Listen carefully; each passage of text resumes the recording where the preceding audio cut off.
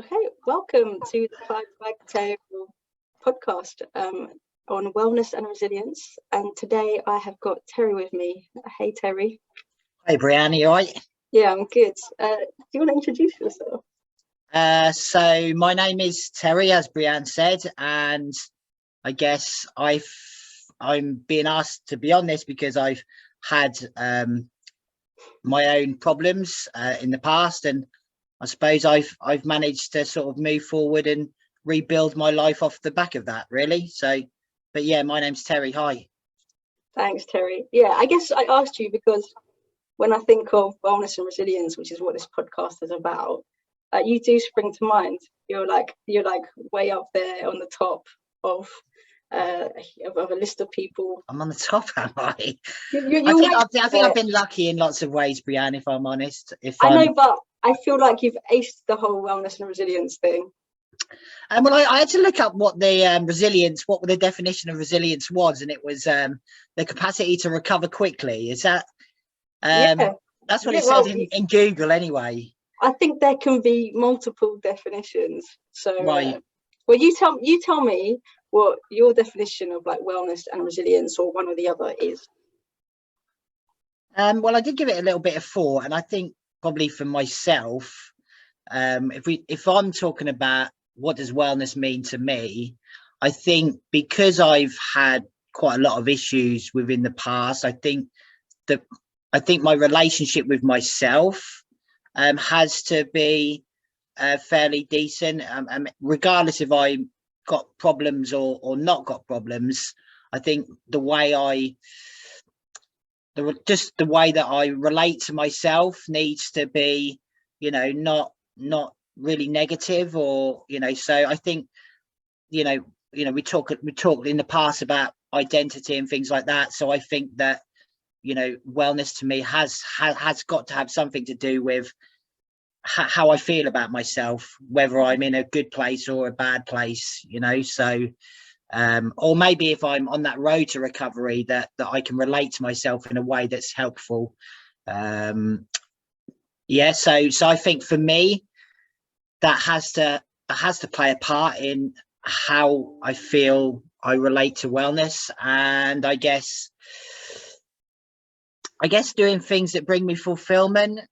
I think that if I'm not taking part in life in a way that brings me some kind of sort of joy or happiness, or just sort of fulfillment, really, I think that I wouldn't really be feeling that that I'm getting much back from life. Surviving is important sometimes, and maybe I don't always in the past get chance to do things that bring that much joy. But if I'm talking about wellness, for me it is taking part in life. Maybe I have to adapt in some ways, but still what I'm doing needs to be bringing me some kind of fulfillment. And one more element, I think just because I've had lots of problems, that I've grown to have a desire to sort of give back in some way and help out, and that really does contribute to sort of, once again, fulfillment, really. So that would really be, I'm sure if I thought about it, I could think of other things, Brianne, but I think that those things are quite big for me. I think that's a really good answer. Just really quickly, so you likened wellness to recovery. So just in case that someone's watching this or listening to this that doesn't know what you mean by recovery, tell us what that means.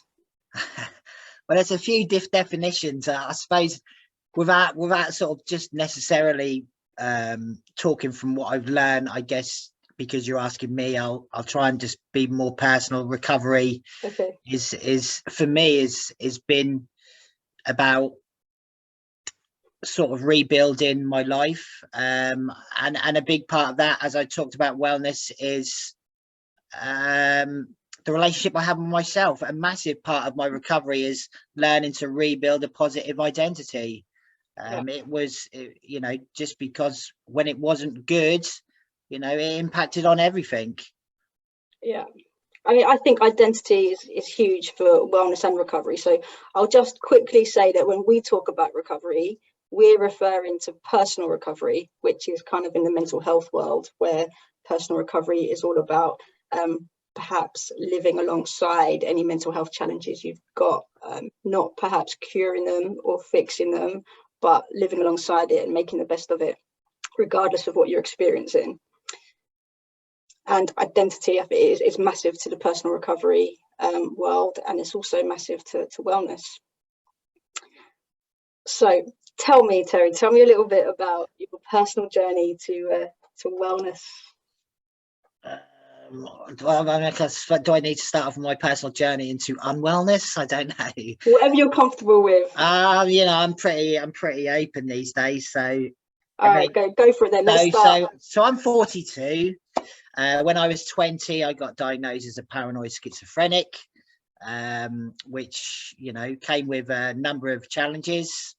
I wasn't really at that age living a very sort of clean and healthy lifestyle, sort of quite rebellious little crew that I hang around with, you know, partying hard, being wild, you know. I mean, it was important back then, but whether that was the result of the lifestyle that I was choosing or you know, it's impossible to say. I have a granddad, it's no longer alive, but he developed schizophrenia in his adult life. Not saying it was that. I don't really know what definitely was the cause of why I developed psychosis, and but yeah, I suppose through that process I had 2 short admissions in hospital that wasn't really beneficial for me, just because I guess what I was struggling with my psychosis, I was still struggling with in the hospital, and I was very paranoid, very mistrusting, you know, thought people could hear what I was thinking and conspiring against me. And, you know, so I sort of legged it the 2 times that I was in it. And I was not sectioned, so they couldn't call me back. Yeah, so, and then I suppose through that time, because I guess my lifestyle wasn't healthy, and, you know, people were not concerned, well, I'm sure some people were concerned, that it's difficult to know how much of why I was continuing to remain so symptomatic with the things I was going through. And I guess I was still taking drugs, which I mean, once I become unwell, it was a way for me to help and escape what I was feeling. So I had a short spell in rehab, some rehab flats. My memory is that they asked me to leave after 3 weeks because I think that I went out and went and took some drugs. I had a lot of failed attempts, Brianne, you know. I mean, this process, and then eventually I had some difficulties where I was living, I guess, through my own sort of worries, paranoias and stuff like that. And, you know, it ended up couldn't really stay at my flat, and, you know, went and stayed with a friend at the time, and eventually they let me be in supported accommodation for about a year or so. And then I was lucky enough that my dad had a flat that he said I could come and stay in. It's difficult to know what am I talking. I mean, what was my journey to wellness? I think that's when things suppose it eventually started to change for me. So sort of from 20 to 26, my life really was a vicious cycle. Nothing was really improving. My mental health weren't really improving. My lifestyle weren't really improving. I was given chance after chance. I guess because of the things that I struggled with, I just couldn't capitalize on them chances, whether I wasn't ready or I just couldn't cope, or, you know. I'm glad you said that, because it's not failure, is it? It's learning and where you're at the time. Yeah, I think so. And, you know, although there was a big part of, I suppose, those early struggles that, you know, I knew that I had to stop taking drugs if I was ever going to stand a chance of getting well. But with what I used to deal with mentally and my life, and you know, you sort of deal with a, you know, we were talking about identity, you know, at that stage I'm diagnosed as a paranoid schizophrenic. That doesn't help somebody's self-worth and self-esteem. Didn't help mine anyway. I can't speak for everybody. But eventually, yeah, I'd been given a chance from my dad before to go and stay with him, but I would be coming back to where I used to live to once again to make some silly choices. But eventually I couldn't take any more, and I suppose I decided that I would give up. I had to give up. I couldn't cope anymore. That was the reality. I could not cope with the repercussions of what it was doing to my mind. So I made that change, and I suppose I was in a different place, and I'd stopped. So I guess what was left was quite a fair bit of vulnerability. You know, I was still drinking a bit to sort of ease my sort of what would you call them? I don't always like using the word vulnerabilities, but I guess my insecurities. I mean, I developed quite a lot throughout that, you know, 6-year period. But eventually I started to make some different decisions, and I tried to go to college, but didn't really work out. I would take medication at night and in the morning, and by the time I got to class, I'd be tired, and, you know, the teacher would point out that, you know, sometimes I'm laying on my arm, you know, and so that didn't work out. And eventually I decided I suppose I wasn't fulfilled. I was, you know, I was pretty with it as a teenager growing up, and you know, done really quite well within my sort of age for football and stuff like that, and which came with a quite a high level of sort of self-respect and stuff. So to now be on a really different sort of world and having to deal with now all these insecurities, this label that I'm carrying, you know, was different. But I'd got so fed up of not going anywhere that I decided to start a little voluntary job on a Friday morning, and that's really where things started to change for me. And yeah, I mean, that, you know, that led to, yeah. So was there like a trigger point? So, like, I know you saying, "Oh, I got fed up. I knew that things had to change," but was there a specific incident or a specific situation that you're in that just made you think, oh? I was deeply dissatisfied with the life I had. Okay. I used to have good self-esteem. I used to be fairly confident, and now look at me. I'm a shell of what I'm a shell. I'm literally a shell of my former self, and I feel emotional myself. But I had become such a shell of who I used to be, and I had to try and do something. I had to try, you know. And it's not that I had this grand vision of recovery. Really, it was just one small thing at a time, and even some of them things didn't really go according to plan, or they were difficult, or, you know.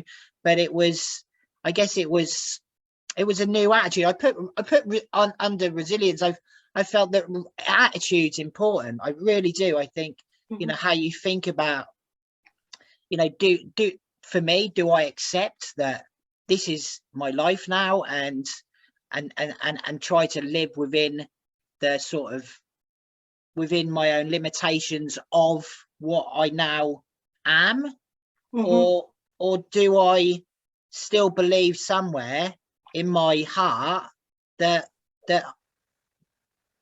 I'm better than this? And I'm not criticizing anybody that might be in that situation that I was in, but I just didn't feel that was the justice of my life, for that to be that, and that's it. Because you'll carry a reputation, people have opinions on you, you'll have a reputation within your family, your friends, and it was like, well, this is me now. This is what has become of me. And I'd felt that for a lot of years, but I guess through my own problems, I was, as I say, going around in a vicious circle, and I wasn't doing anything really to really embed some real change. And slowly but surely I started to rebuild my life, my opinion on myself. And it's not that I didn't take some falls along the way, because I absolutely did, but you kept picking myself up, and you know, eventually got into campaigning for mental health, and that was such a massive shift in my view of my history, and eventually got a different diagnosis, actually. So, you know, my whole world changed. There's so much I want to discuss, but I'll go back to that. So I'll ask this one first. So your diagnosis changed. Did that change your view of yourself? That label, whatever it was, did that change did that contribute to your self-esteem? Initially, at the beginning, didn't. For what you're talking about, mate. 12 years, that was my diagnosis. You know, how many appointments have I had with a psychiatrist in that process, and nobody was questioning a different alternative explanation. But bear in mind, I suppose 12 years on, I am not really in the same place as I used to be. But did it? Yeah, I think it was a bloody relief. It was a relief. He wants to have a diagnosis of paranoid schizophrenic, you know, it carries a pretty harsh reputation. It was but the only thing that really changed, this is what I reflect on sometimes, is I just let it go.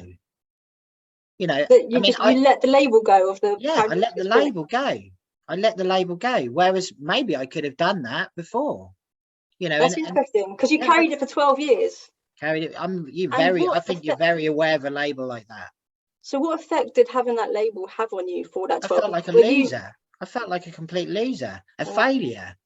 You know, I was not being, you know, it's not supposed to sound big-headed, but you know, when I was a teenager playing from football, I was player of the year 3 years on the trot. I played from a town briefly. I ran from a school. I wasn't very good academically. I was quite a naughty kid in lots of ways. But when it came to sport, I was, for my age, I was good.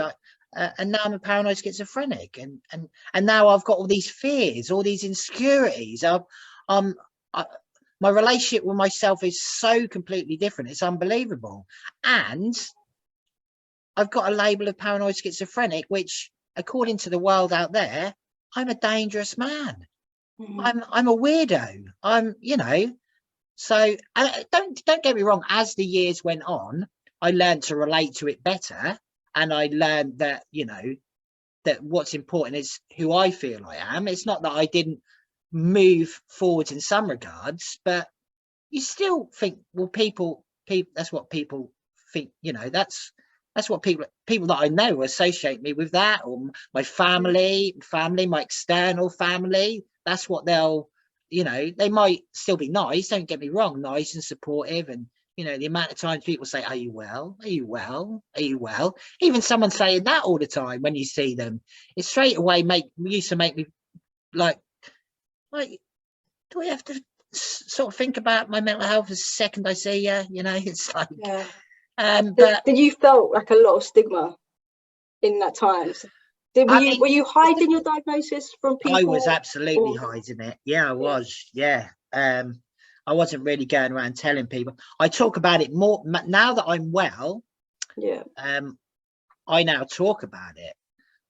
But when I've got loads of insecurities and worries, and my confidence is very low, it's very hard to confront and open up about something you might be judged for. And I guess why I do what I do now is because I feel, what I remember believing to myself is, if I ever recovered from this, I want to be the sort of person that I would have liked to have had around me when I was really struggling. And to a certain point, I've tried and believed to some degree. I've stayed true to that. I think you've achieved that for sure. I think so. I'm trying, you know. So yeah.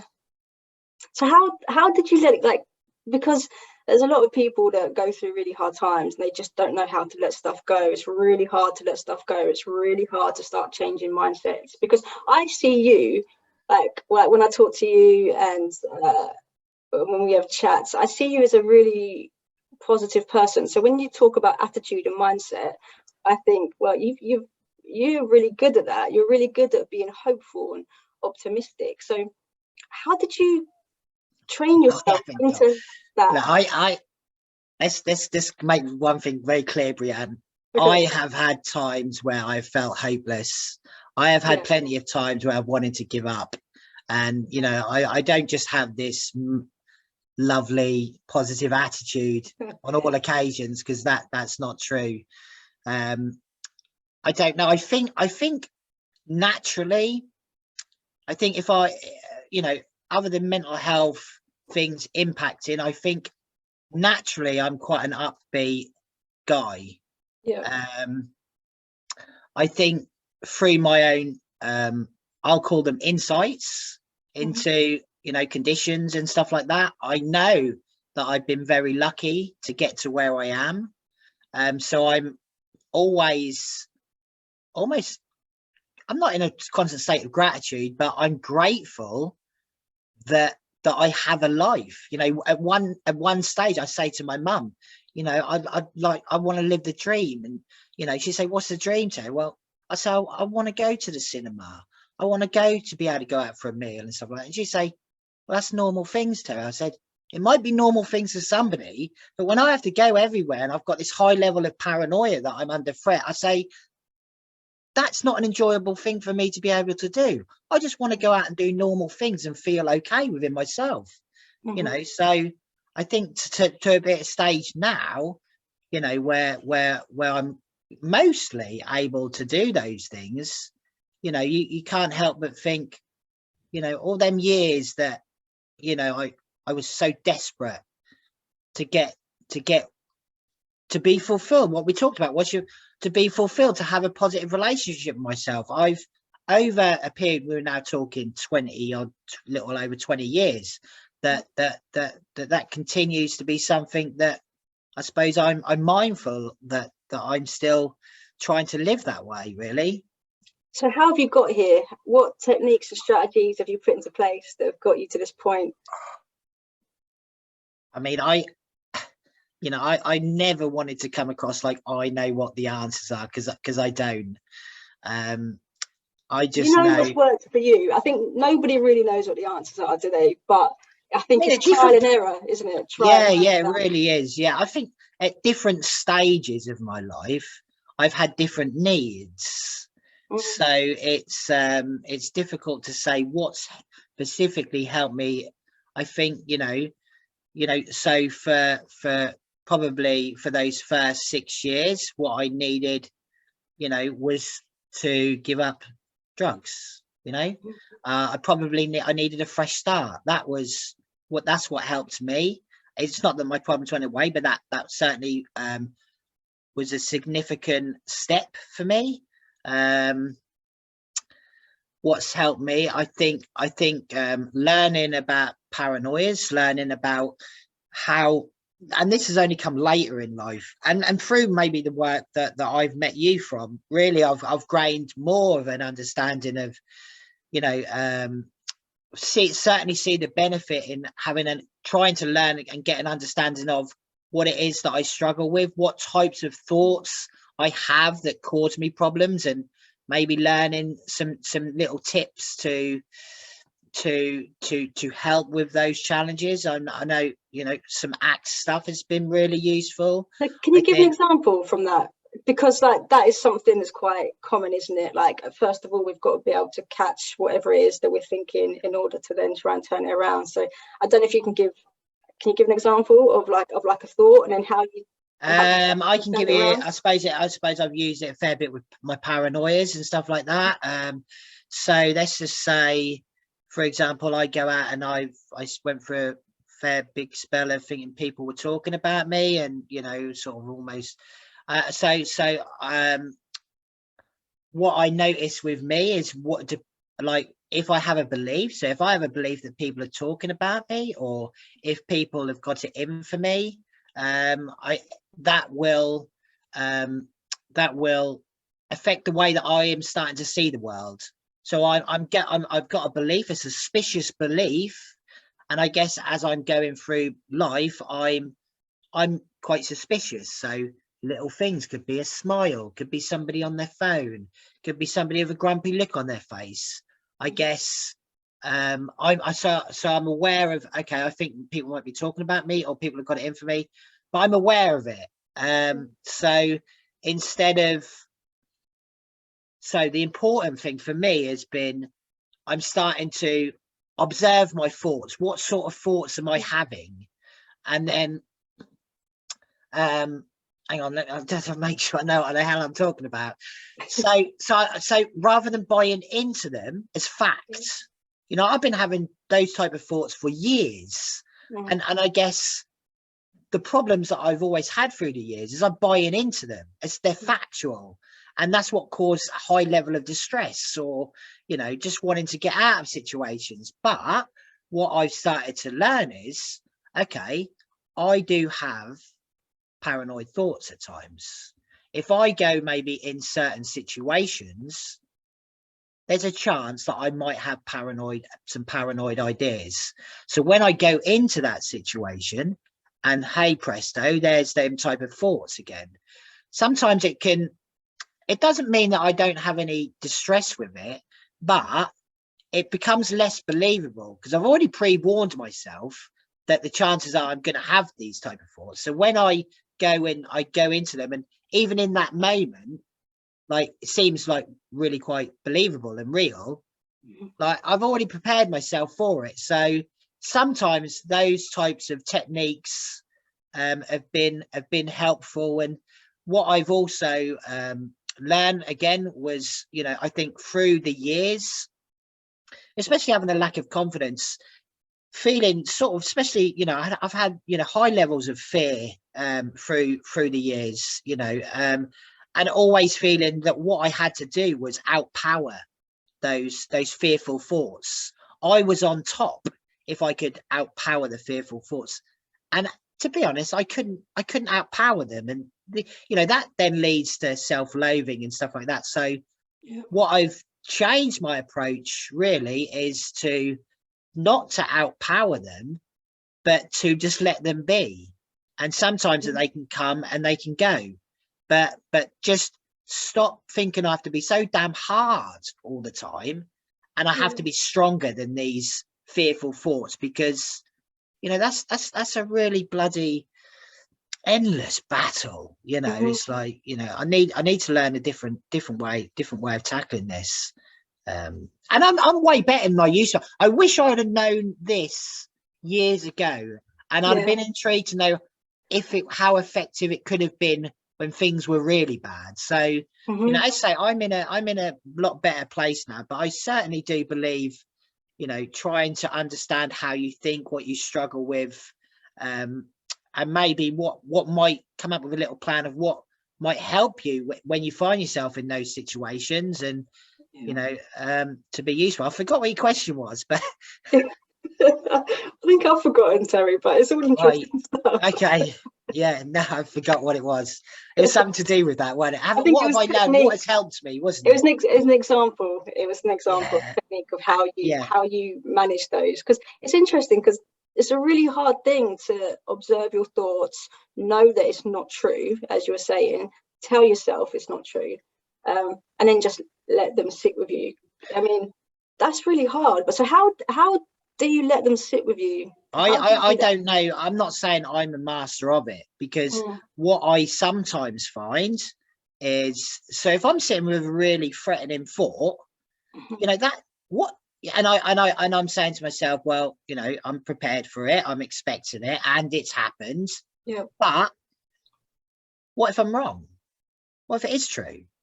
Right. Like, so to just let it be all the time, I don't always find it like a foolproof plan or anything. I can't pretend I think it's a foolproof plan. But I suppose sometimes, even so if I'm in a situation I'm doing that, That doesn't mean I can't leave the situation if I find it too difficult.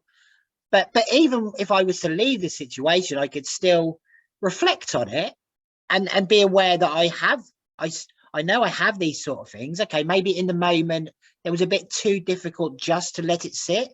Yeah, I think sometimes it can be successful or not successful, because I think for those type of problems, for me, it is, you know, I'm sitting there with a really worrying thought. And now can I act normal while I'm having that? But it's, I think the more I focus on it, the more I try and fight it, the stronger and powerful it is. So, you know, I don't honestly don't have a magic answer. But I think, yeah, go on. I was going to, they say that, don't they, about kind of things like anxiety, that actually if the more you try and fight it, the more anxious you're going to get, and you're just going round and round in circles, and it's going to escalate if you do that. So yeah, that's a really good technique to be able to sit with it and know, like do you ever have the thought that, like, maybe you can cope with it? Do you ever tell yourself that, yeah, you can cope with it, it's not? Yeah, sometimes, absolutely. I think, you know, I'm you know, sometimes I can, and sometimes it depends where I am and what I'm thinking. You know, some places are a lot easier than others, and you know, I say I don't want to pretend I know what the answer is, but there are some things I think can be helpful. And I guess it's up to people to find out what that is for them. You know, I can only speak from my personal experience. I'm not speaking as a guru, Brianne, you know, so I don't think anyone's a guru. no, I know, exactly, I agree. I think we become experts in ourselves as we kind of try things out and figure out what works, I suppose. It's really frustrating. It's trial and error. I mean, yeah, nobody likes trial and error. We want the answers, and we want them to work, and we want them to work quick. Yeah, you know. But that's the growth, right? Like, if you were given, like, say, if you were just given the answer and you could put it into practice, like, there's no growth, is there? There's no growth to that wellness journey. Like, it's not a journey anymore, is it? It's just, I mean, it's just not how things work, is it? Yeah, I mean, I still think some people might like that answer, no, of course. But is there something to be gained out of going through challenges? Absolutely, I think there is. You know, I think it's made me a lot more thoughtful, compassionate person, probably a lot more grateful than you know. It's like, I think when you don't have problems and you live your life whatever way you want to live your life, I think there's probably a natural element of that you just take things for granted. And I think when you lose things, especially things with the mind and your health, that during that process, you know, you actually realize what actually is important over, you know, any material things or anything like that. It's my health. It's, you know, when you haven't got your health, that's all you want. You just want, it might not be all you want, but it's so important. It's so important. And for me, where I am now in my life, you know, I've become and evolved. And the reason why I'm sitting here talking to you on here is because I was involved in campaigning for, you know, 3, 4, 5 years, I forget now, but it changed my opinion on my history. And I thought, you know, I'm going to have a different approach, and I'm going to talk up for that guy that was stuck in silence all them years. You know, and so the campaigning, you're saying that, like, wellness to you is all about kind of like fulfillment. So did the campaigning for mental health, did that give you fulfillment? It was the best era in my life. Okay. It was the biggest change in my yeah, it changed the game for me. You know, and I mean, the Time to Change campaign isn't about anymore. But, you know, being involved with other people that have, you know, a variety of challenges, and you're coming together, and, you know, that really the campaign was supposed to be about changing attitudes out in the general public. So you do various activities that, you know, you try and call people in and, you know, fancy a chat. And I guess you're trying to talk about mental health and you use personal experiences in a way that, you know, maybe that might help them shift some negative views maybe on it. And but I think for me it was being with the other people, a campaign. I think as a collective it felt really, really empowering. I felt emotional when I just said that, because it was just, when I started, it was the best thing that could have happened to me, because although I'd moved forward quite a lot in my life at that stage, I still carried so much of embarrassment. That what if people knew, what, you know, even I don't have the diagnosis anymore, but what if people knew that I was diagnosed with paranoid schizophrenic for them years? What if people knew I went in hospital, you know, a couple of times? What would people think about me? But in the end, it was just like, rather than being ashamed and hiding away, I've sort of made it a part of me. And I'm kind of saying, rather than me hiding, I'm not saying this is for everybody, but this was the result of my campaigning. I kind of I'm just facing it. I'm just saying, come on, this is who I am. This is what I've been through. And you know, it was really empowering era of my life.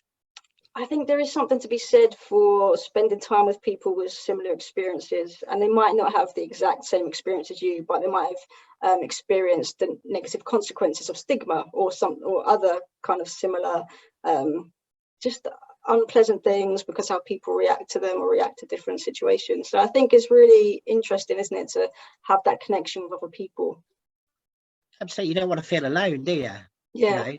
And it might be a different diagnosis or experience, but you understand what it's like to struggle, you know, and that can be powerful. You might not be sitting talking about your personal problems, but you know, it's nice to feel you're not being judged.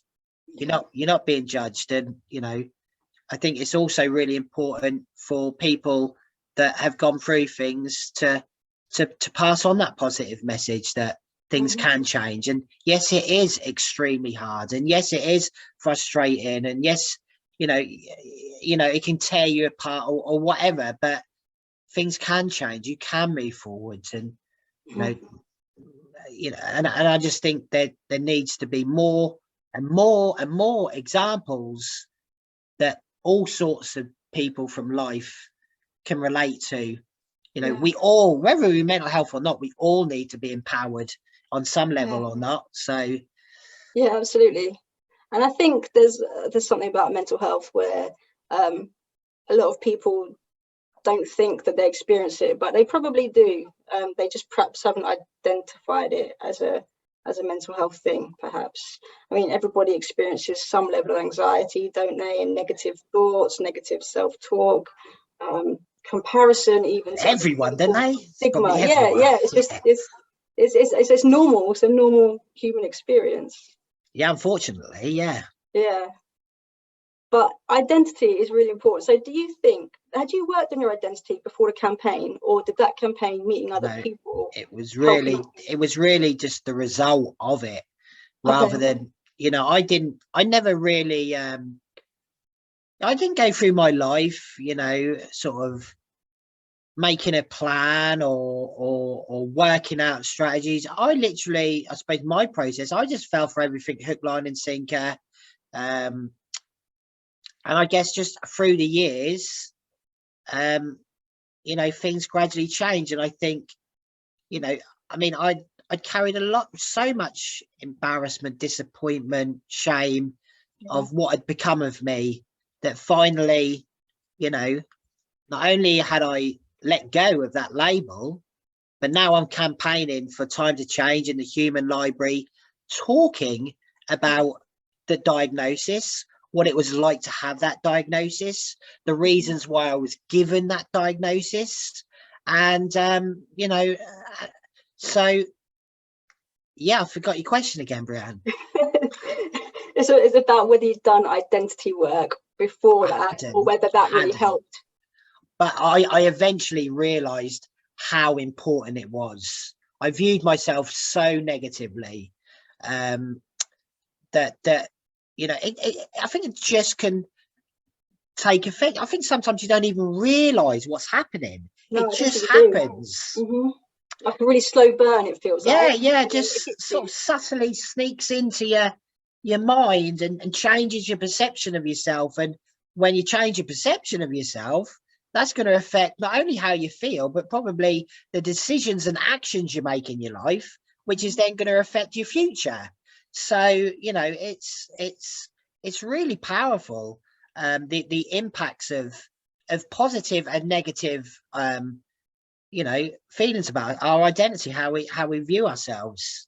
Can you give me one example of how of what has contributed to a better sense of self and identity? Okay, well, I mean, I'll talk about the obvious one for me.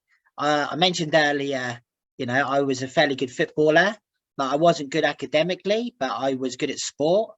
And I think getting back involved after a long time in running, you know, that was a big change for me, because, you know, I was doing cleaning jobs at the time, but I was doing a lot of biking, and somebody was in a race, and, you know, I said I would go in it, and people were like, you know, you think you can Right. beat? No, that's actually how it was, you know, because they actually knew that I was doing this campaigning for mental health, and it just came about, and it came out in the open. I thought, do you know what, I'll be open. This is why I campaign. And, you know, and it was an interesting era of my life. So when I say I was going to, but yeah, and in the end, I was doing really well. And, you know, this particular guy that they called Iron Man, you know, this is true story. They called him Iron Man because he ran all the time. I mean, he was Iron Man to a certain degree, from what I gathered, the amount of miles that he would run every week. And he beat me in this 10K race, but I was very close to him. And I went on to do some park runs, and he would do park runs also. And I started busting out faster park run times than him. So, and but I don't mean that in a boastful way, but it started to make me think again. Oh my God, this feels good. Being involved in exercise, doing like a sport, and being all right. It really helped my self-esteem. It's like, instead of thinking what once was, it's kind of like, well, maybe I can still be involved in exercise, and for that to have such a positive, and it's had such a positive impact on my mental health. And I still exercise, and I went on through work to get a PT qualification, which, you know, I'm you know, don't think I'm massively knowledgeable about it, but it means something to me. It's the only thing I was good at school, you know. So to now help out and do exercise with people with some mental health challenges within my job, you know, that's really helped my identity. And I say campaigning. I just mentioned the other thing, campaigning. I know, look, the reason why I'm talking on here with you now is because I talk openly about some of the things that I've been through. So I think campaigning and standing up for the person, for myself, that once wasn't able to speak up, once again, that's helped my identity. It's changed my relationship with my mental health, but it's also changed, it's helped my opinion of myself. Because talking about paranoid schizophrenia or psychosis, whatever you want to call it, or whatever, you know, I feel that's quite a ballsy thing to do, you know. It is. But I just try to remain positive. I try to keep humor in what I do. You know, I don't want to come across really vulnerable. I'll try and connect with people. And as I say, humor, I think, is important. That, you know, that you know. So they're really they're the two obvious things. I mean, I'm sure if I thought about it, I could find other things, but for me, those two things. So would you say then that it's actually the fulfilling activities that contributed to a more positive identity? I suppose if you talk about those two things, I'd say, you know, definitely for me, they're fulfilling. I suppose if we talk about like fulfillment and joy or happiness, I suppose they're sort of similar things, that, you know, you need to be doing something that's meaningful to you to get those maybe feelings. So but it's personal, right? What's personal to me isn't probably personal to you or whatever like that. So everyone's got to find their own, you know, passions or anything like that. And, you know. Yeah. So, okay, so let's just lastly talk about your work, because obviously your work is a fulfilling activity to you. It's something that has helped your identity. So tell me about kind of wellness and resilience within the role that you do. So I work as a peer support worker in a mental health service, psychosis service. So wellness, I suppose, within that job. Obviously, there's lots of people that are unwell. There's a big spectrum of what stage people are at with that, but you know, off the back of volunteering and using my experiences to, I suppose, before the job, it was more about the campaign and the attitudes that I was trying to help, and this job is more about like one-to-one stuff and trying to give people a bit of hope that, you know, things can change and things can move forwards, and you know, maybe validate that, you know, I know this is hard, I know this can, you know, be, you know, soul destroying in so many ways or whatnot, but so wellness, what I'm always aware of is a personal thing. I think, you know, whether it be me through some of the services I was involved in and what was helpful, or whether it be my friends that had mental health problems. And, you know, I had a number of friends with schizophrenia. I lived with a guy for 6 years with schizophrenia. And, you know, I believe, not that I wasn't anyone's carer, but I think that what's important, you know, I suppose you can go into a mental health service and quite often what you're talking about your problems. It's very much, I suppose, can be quite problem related because people need to talk about what they're going through. I understand that, but I suppose what I try and do, obviously I'll use my lived experience to, if I feel it might help in some way. I don't think that I just need to be talking about my personal problems all the time, but for me it's helping people, I think, through mental health problems, you know, whether it be specific about psychosis or not, you can lose yourself.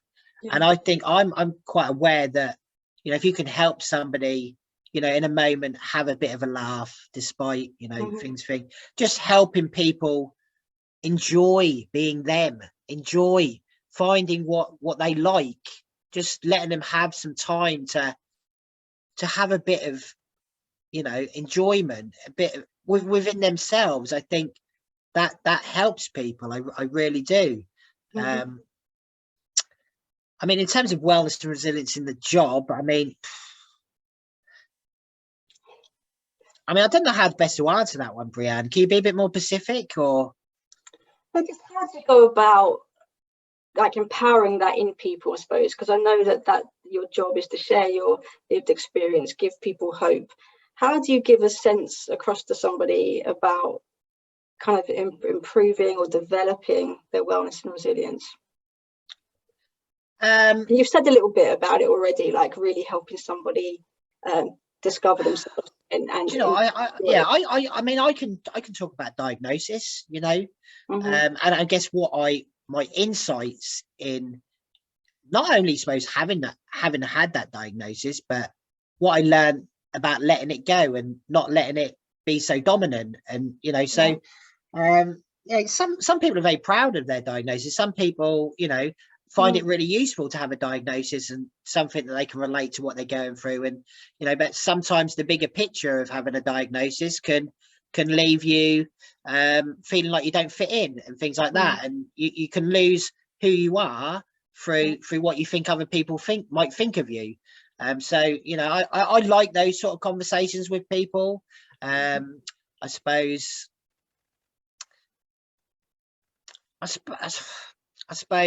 trying to find, you know, I talk about what was important to me, what brings me fulfillment, trying to find those, but really not making them feel like they're an oddball in some way. because it can happen, right? So so if you can talk about some strange stuff, but so can I, and we can talk about it. You know, it's nice to be able to relate to somebody that doesn't feel like society can relate to them. You know, it might, and psychosis can be so different for different people, but I can still say something you can say something quite unusual that you think nobody would understand what that might feel like to feel that way or think that way. But I suppose I have some things from my past that I can also, maybe not in exactly the same way, but maybe I've gone through the similar type of emotions or feelings about that. And you know, that I think that can be quite powerful for people to not feel alone. I mean, medication can really help. I don't know. I can't think of anything else at the top of my head unless you prod me and poke me for something. That's what I find important. Be relatable. Don't let people feel so alone. Try and help bring out their, whether it's you want to call them the strengths, but I'd probably say, for me personally, I can help people bring out their personality, help people enjoy being them and who they are, you know, and not be so focused on, you know, what is wrong with them. And you know, that's what I found with myself and friends, that is actually really important, you know. And once again, that relates back to your identity. Do you have a positive, so if you have a bad view of yourself, or you've just focused on all the things that now you're unable to do, that's going to make you feel think. But if we can get together, have a bit of a laugh, have a bit of a joke, talk about things, but you know, you can't do that always, but I still think that sometimes that can be the result of a mental health condition, is you stop having a laugh, everything becomes, you know, like difficult and doom and gloom, and people have got opinions on you. Actually, sometimes you need to be light. You need to just bring some light into, you know, the darkness, so to speak. Yeah, absolutely. Okay, thanks, Tara. I've got one last question for you. Go on. I want you to tell me either a strength, one of your strengths, or a personality trait or a value of yours, and how you use that in a positive way towards your own wellness. Okay. I mean, I just mentioned it there. Humor? Yeah. I found it very useful. I found it really useful with my old housemate. You know, we can talk about, you know, really quite worrying things. And don't get me wrong, when you're going through them, it's not so funny. But I think when you can look back and reflect and see the funny side in it, I mean, sometimes generally I felt like, don't know if I'd ever have the confidence, but I think I could have a stand-up comedy show on my life. I think if I had the confidence to do that, like, I'd like to just make light of the whole damn thing. But I just think that having humor, not taking, you know, things that maybe in life can be judged and stuff like that, you know, I've found humor to be really important to my own personal, you know, history. Yeah. But I do know that when things are tough, that's not funny. More how have I grown and been able to not be so ashamed in the long run. I've managed to make light of the things that once caused me a lot of problems. So that would be I suppose never give up. You know, if something's important, just don't give up. You know, you might want to give up sometimes, and you might give up sometimes, and that's okay. But it's picking yourself back up and trying again, and, you know, learning about whatever you need to learn about, and be honest with yourself, and just keep trying and keep trying and keep trying. Because I think if you do make progress and you keep trying, and maybe ask other people for help if you need to, but I think over time, if you do make progress, I think you gain a bit of self-respect. You know, you're building that relationship with yourself, because you're not giving up. You're still trying. And, you know, one thing you can hold as true to yourself is, do you know what? I bloody keep trying. I just keep going. And sometimes I give up, but I'll go again and I'll go again. And I think, you know, it's about building that relationship with yourself. And I think, you know, to keep trying and keep learning and keep, you know, I think that you should respect yourself for that. And, you know, I think that as well. And I also say staying true to myself. I think no matter what I've been through, I think I've grown. I'm 42 now. I've not forgotten how hard things were, and I think that I live my life and try and stay true to some values that won't ever allow me to forget. And you know, and that has certainly once again helped the relationship with myself. You know, because I respect myself for making those decisions. You know. Yeah. That's amazing. Thank you so much, Terry. Yeah. Cheers, Brianne.